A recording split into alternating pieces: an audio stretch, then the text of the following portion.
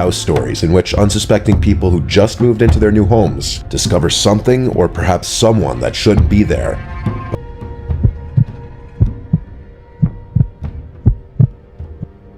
This happened a few years ago, but it still gives me an unsettling feeling whenever I think about it. The only reason I'm talking about it now is because I feel like it's been long enough since it happened and I won't risk anything by putting it on the internet. Back then, my wife and I had just moved into the suburbs from the city. We just had our third kid, and between the baby stuff, the toys, and the general chaos, our apartment felt way too cramped. We found a nice house in a quiet, safe neighborhood. The neighbors described it as the kind of place where you'd feel fine leaving the doors unlocked. The house itself wasn't massive, but it was definitely a step up from the tiny space we'd previously been living in. One of the features that caught my wife's eye was the backyard. It had this beautiful, slightly overgrown garden with a few old statues scattered around. They were weathered, a little eerie looking, like something out of Game of Thrones. I know it sounds weird, but my wife and I loved it, said it gave our yard character. I was pretty indifferent, so I left everything as it was, statues and all. I figured it was less work for me, which I was never going to complain about. A few days after we moved in, I was looking out the window, taking in the yard, when I noticed something odd. One of the statues, an angel I think, was facing away from the house. All the others were facing toward us, so it looked strange. I could have sworn they all faced the same direction, but I didn't really know for sure. I didn't think much of it, and just assumed I was misremembering things. The next morning, I looked out the window again, and that's when I noticed it. Another statue had turned around, again facing away from the house. This time, I knew something was up. I had never been more sure about anything in my life. I asked my wife about it, but she just shrugged it off and said she hadn't noticed anything. I thought maybe it was my son Jimmy. He was a little prankster back then, always up to something. But when I asked him, he just looked at me like I was nuts. I doubted he'd do something like that anyway. I knew something was going on though, but I couldn't prove it. I didn't want to make a big deal out of it, so I tried to ignore it. Besides, I had bigger problems to worry about.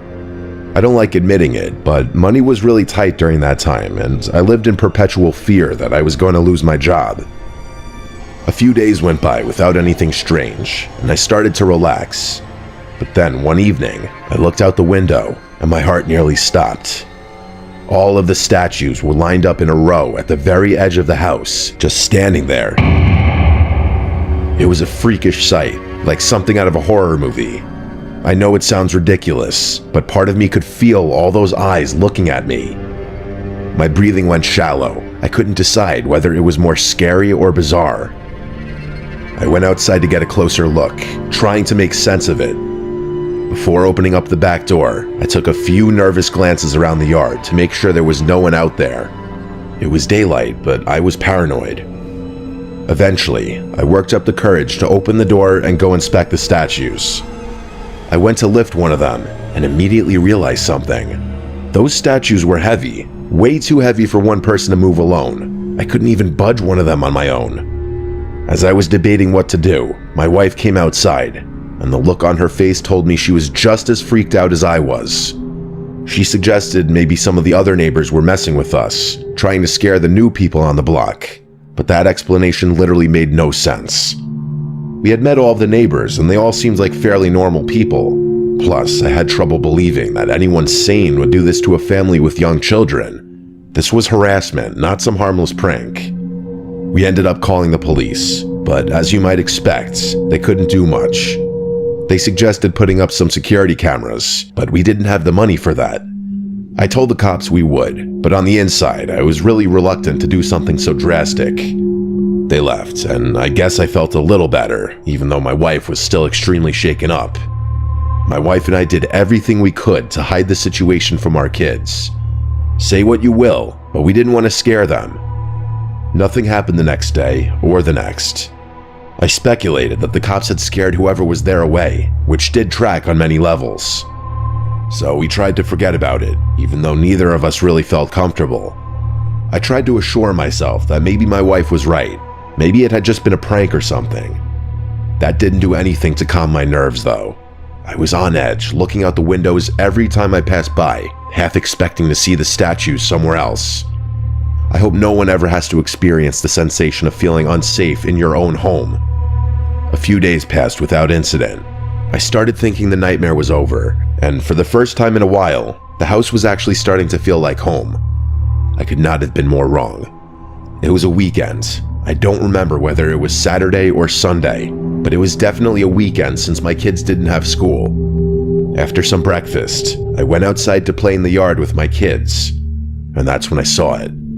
Spray painted in big black letters on the back wall of our house were the words, "Go away." I nearly dropped my son when I saw it.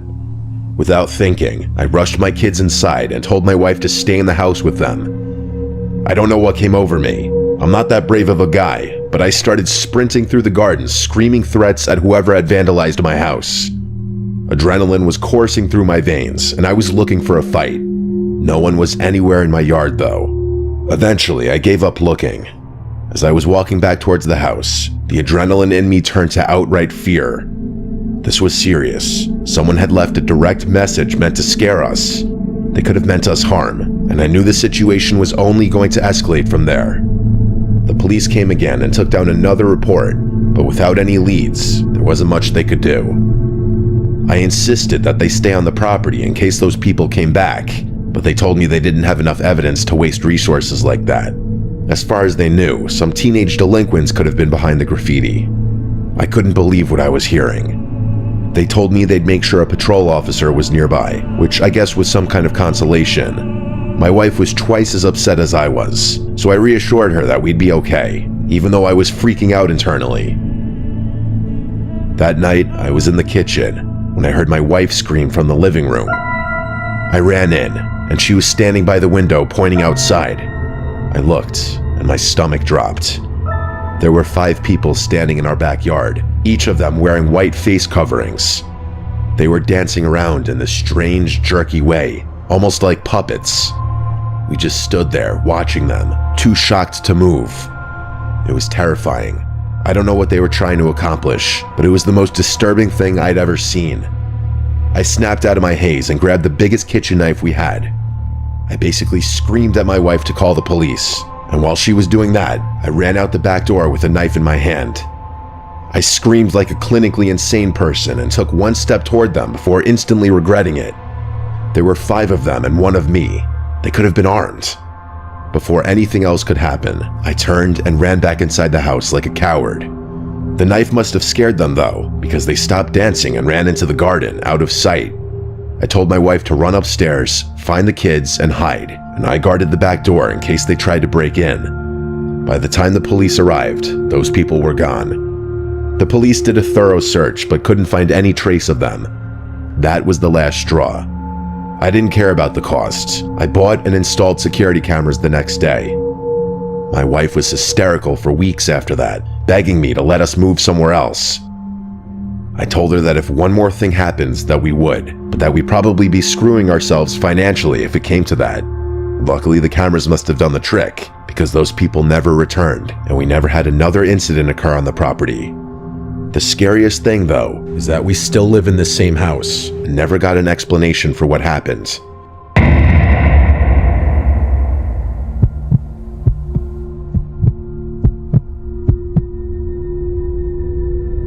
My wife Taylor and I recently moved out of our old home. She didn't like being so close to her family and wanted to put some distance between us and them, so that's what we did. We don't have kids, and she stopped working ages ago, so she was relatively amenable to my suggestions about where to move. I'm an electrician, so bouncing around isn't much of a problem for me. We eventually settled on New Mexico. We've both been rural people all our lives, so it wasn't that drastic of a lifestyle change. That was about 3 months ago, give or take. We found a fantastic deal on a place way out in the country. The house is honestly bigger than we really need, especially since it's just the 2 of us and our black lab Lola. But honestly, we figured we'd make use out of the extra space, maybe even host some of the friends we'd make. We'd been settled in for a few months when I started noticing something odd. The upstairs lights kept tripping circuits, but the rest of the house would still have power. After this happened once or twice, I knew exactly what the problem was. Like I said, I'm literally an electrician, so this kind of stuff is my bread and butter. I figured it would be an easy fix, just a matter of rearranging some of the load on the breaker, which in all likelihood was downstairs. Times like those make me happy that I'm the type of guy who knows how to fix things. To be honest, I hadn't spent that much time in the basement since we moved in. I didn't really have a reason to. We'd looked it over briefly when the realtor showed us the place, but I didn't pay much attention. Come to think of it, I don't think I'd been in there one time since then. Anyway, I walked down the stairs and started looking around for the main breaker. The basement was pretty cluttered and definitely not the type of space that could be easily used. It looked more like a storage room than a basement. Eventually, I figured out where the main was and started futzing around. After about 10 minutes, I realized where the load imbalance was and told myself I'd rewire it when I had more time. At that point, I was about to go upstairs when curiosity got the better of me. I figured since I was down in the basement already, it probably wouldn't be a bad idea to have a look around. After all, this is my house, and it was honestly a little strange that I didn't know every square inch of it. Like I said, most of it was filled with old furniture and a bunch of junk. There wasn't anything particularly interesting down there, and I eventually concluded that trying to transform it into a usable space would be way too much of a hassle. That's when I noticed something odd. In the far corner of the basement, behind a stack of old wooden chairs, was a large metal door. It was strange because this wasn't just any door. It looked industrial grade. It was also a lot taller than most normal doors would be, and seemed pretty thick too. I walked over to it, and my suspicions were confirmed. It looked like the type of door you'd see securing a walk-in safe or some kind of panic room. My first thought was maybe it was a tornado shelter or storm room or something, but that would be a weird surprise. You'd think the realtor would have mentioned a feature like that. I tried to open it, but the handle wouldn't budge. It was locked. I immediately went upstairs and started rummaging through the drawer of keys the previous owner had left behind in case we locked ourselves out or something, but none of them worked on the door. I must have tried like 15 keys or something, but no luck. I eventually told Taylor about it, and she was just as curious about it as I was. I'm still not sure how, but she worked her magic, and we were able to get in contact with the previous owners. It was that exact phone call that took me from curious about the situation to downright concerned. They were a little odd on the phone and would pause every so often, like they were thinking carefully about what they were saying or trying not to say too much. Part of me wishes I had recorded the conversation, but hindsight is 20/20. When I asked about the door, they got quiet. Eventually, the wife said it was just a safe room in case of a tornado. I told her that was great, but we were unable to use it since it was locked. After another pause, she claimed they'd lost the key and told us to just ignore it. I thought that was extremely unlikely, since they had literally left us keys to random doors that we'd probably never need to lock. The way she said it gave me a really bad feeling in my gut too, but there was nothing I could do. We ended up hanging up almost immediately after that, as they were definitely not trying to make small talk. Taylor tried to laugh it off, told me I was overthinking it, but I couldn't let it go. Over the course of the next few weeks, I would occasionally wander down the stairs and just stare at that door, wondering what could be inside. I tried everything I could think of to open it, even some tricks I'd picked up from work, but it was no use. The lock was solid. I ended up giving up for about a week, but the curiosity ultimately got the better of me. Fast forward to 2 days ago, when things took a wild turn. After my wife's wishes, I decided to hire a locksmith. He came over, and I let him do his thing down there. After about 30 minutes, I went downstairs to check on him. He told me that the lock was unusually complex for a simple panic room. Those were his exact words. I was worried he wouldn't be able to get it open, but to my surprise, he actually managed to crack it after another half hour. I wish he hadn't. Inside, the room was set up like some kind of shrine. There were old black and white photographs on the walls, all covered in strange symbols that I didn't recognize. In the center was a chair, just facing the wall. It looked like someone had spent a lot of time sitting there, just staring at nothing. In one corner, there was a cot with crumpled blankets, and it smelled stale and kind of gross. Then I noticed the trash. Empty chip bags, crumpled water bottles. The realization smacked me in the face. Someone had actually been staying down there, and not that long ago. I was dumbfounded. I didn't think the situation could get much worse. But of course, that's what happened. As I was trying to take it all in, I noticed a second door on the far right side of the room. It was small and half hidden by the minimal light, but it was there. I opened it and realized it led to a set of stairs that led to the cellar door outside the house. I felt like such an idiot. I hadn't even had the foresight to check the cellar door when we moved in, since I just assumed it led to the basement. In all the time we'd lived here, I had never even opened it. My bewilderment at the whole thing soon became terror. Someone had literally been living in my house for who knows how long. Things started clicking in my brain. Since moving in, my wife and I had noticed a few weird things that we couldn't explain. Most of the time it was just things going missing. Until that point, I had just assumed my wife had misplaced things, which she did have a tendency to do. This discovery changed everything though. Someone had been living in our house. I had to repeat that thought a dozen times in my head before I could fully wrap my mind around what was going on. I didn't know who had been in there or why, but I knew I didn't want them coming back. I tried calling the previous owners, demanding an explanation, maybe even threatening legal action, but they wouldn't pick up. Either they disconnected their number or they just didn't want to deal with it. Taylor was freaked out, and I was too. That night, I took some heavy furniture and barricaded the cellar door from the inside. I found a heavy-duty looking chain and padlocked it shut for good measure. I didn't care what it took. There was no way I was letting someone sneak back in through that door.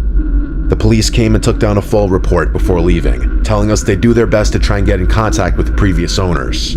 We even called our realtor, who was horrified and said she'd assist the police in any way she could. That night, as we were getting ready for bed, we heard it. There was a loud bang on the front door. Lola shot up, barking like crazy, and we both froze. Neither of us moved, just staring at each other, listening. After a few minutes, the banging stopped, but then we heard small rocks tapping against our bedroom window.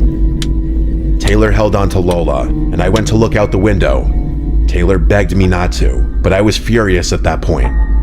In my mind, I was preparing to fight whoever was out there.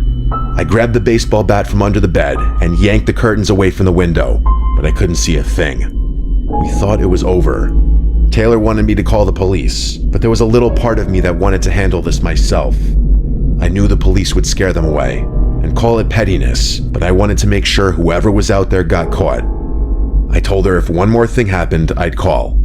But then from downstairs, I heard the sound of glass shattering. I sprinted downstairs just in time to see two figures running away from the house. The kitchen window was completely shattered. It was then that I called the police, who showed up not long after. They searched the house and the basement, but there was no sign of forced entry into the storm room. They didn't find anyone on the property either. Their best guess was that whoever had been living down there was angry when they realized they were locked out and decided to come back and scare us. I was both furious and horrified. My wife has been a wreck ever since. The police escalated the situation since an actual crime happened and said they're working on tracking down the previous owners, but that it could take a few days. That was 2 full days ago, and we still have not been able to get in contact with them. I think the police scared away those squatters though, at least for now, as they haven't been back to our house since. I'm actually shocked that something like this could even happen in the first place. If we can't get in contact with the previous owners soon, I have absolutely no idea what I'm gonna do. I'm fully prepared to defend myself, but I hope it doesn't come to that.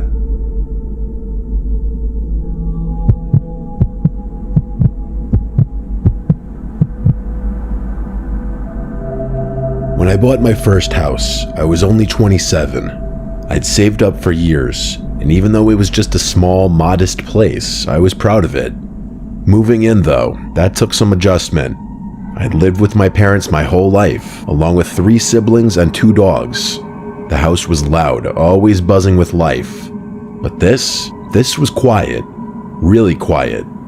That was honestly the hardest part about the transition. The lack of noise.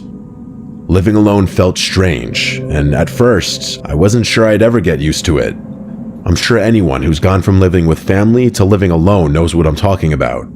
One thing I loved about the house was the tiny balcony on the 2nd floor. Don't get the wrong impression. I don't even know if I can really even call it a balcony. It was barely big enough to stand on, and I couldn't even fit a chair out there. Regardless, I go out there most nights after work to take a break and clear my head. I smoked pretty often, but I hated the smell, so smoking inside wasn't an option for me. The balcony was twice as beneficial for that exact reason. I didn't even have to go outside or leave the comfort of my own home just to smoke. It felt like a luxury. I'll describe the layout of the property so what I'm about to tell you makes sense. The block I lived on was pretty standard, with houses adjacent to each other all the way down. The street behind mine was exactly the same, meaning everyone's house would be sharing a backyard if it weren't for the 10-foot tall fences designating the property lines. From my balcony, I could see over my backyard neighbor's fence and into his yard. You could see the whole place, really. After a few weeks, I realized I'd met almost all the neighbors except him. Come to think of it, I don't think I had ever seen him, let alone have a conversation with him. The guy never waved and never came over. I never saw him in the yard or at the bedroom window. Nothing. It was like he didn't exist. If it weren't for the occasional bedroom light on at night, I would have assumed the place was deserted. I guessed that there was an old person living there since the grass looked like it hadn't been cut in years, and I never heard any sounds from their yard. After another week, curiosity got the better of me, and I decided to go introduce myself and at least put a face to the name. One Saturday, I walked around the block to his place, expecting to knock on the door and maybe make some small talk. But the house looked rough. Rough was an understatement. It looked completely untouched. The yard was a mess, overgrown with weeds, and the whole place looked like it had been ignored for years.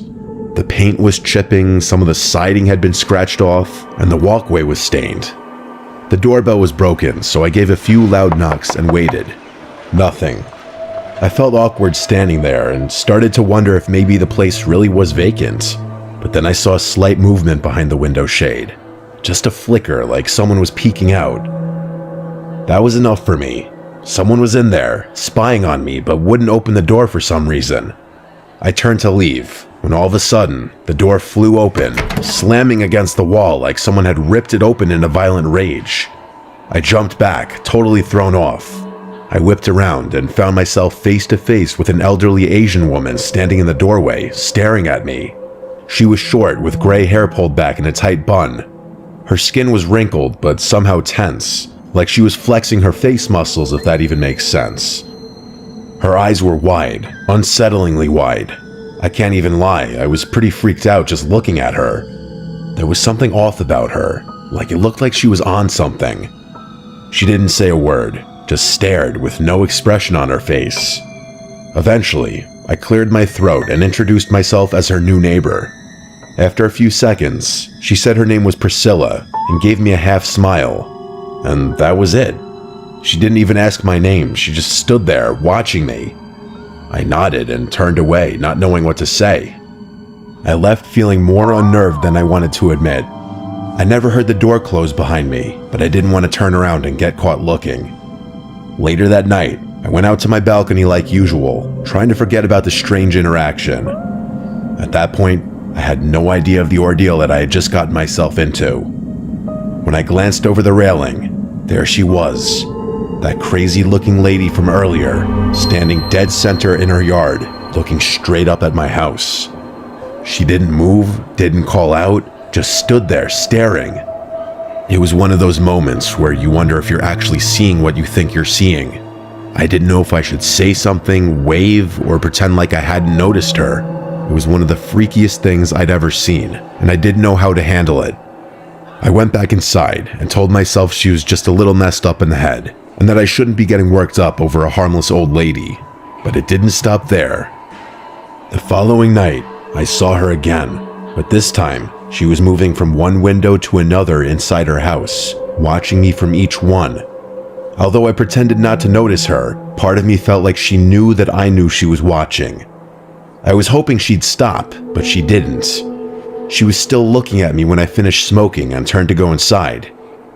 Out of curiosity, I peeked out one of my windows about 20 minutes later to see if she was still looking at my house. To my horror, she actually was. I called my dad, and he told me that she probably had dementia or something, and that she was most likely just lonely or confused. He told me that I should actually feel bad for her. It was kind of hard to feel bad for someone who was borderline stalking me, but my dad calmed my nerves and assured me that she was harmless. A few nights passed without anything weird happening. I didn't see her in her yard or at any of her windows. I thought maybe my dad had been right, and was starting to feel glad that I hadn't done something drastic. That is, until one morning, when I found a woman's sock on my side of the fence, just sitting in my yard. I stared at it, feeling a chill run through me.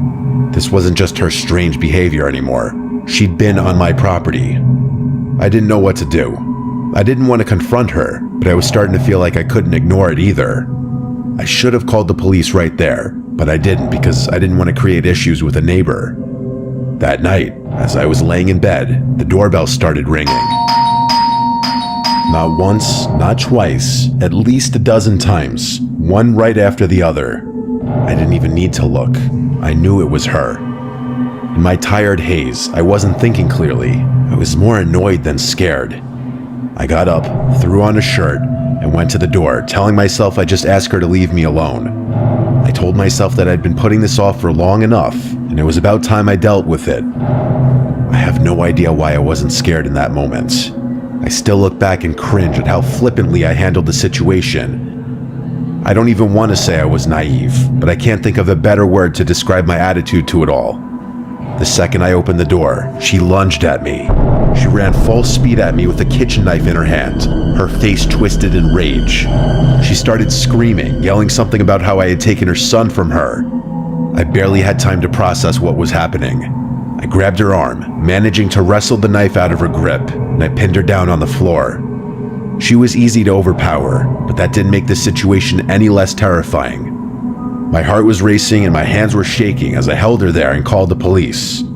She was still screaming nonsense about her son and told me that she was going to kill me. At one point she tried to bite me, but I wasn't going to let her go until the police arrived. It was the longest 5 minutes of my life. She never stopped screaming or squirming the entire time. When the police finally arrived, they restrained her and forced her into one of their cruisers. She screamed the whole time, and I could still hear her screaming even after they shoved her in the car. I had never been more scared in my life. The police made sure I was okay and told me she'd be sent to some kind of psychiatric facility. I never saw her again after that. This incident still weighs pretty heavily on my mind and has definitely made me a more paranoid and cautious person. I ended up moving out not even a year later.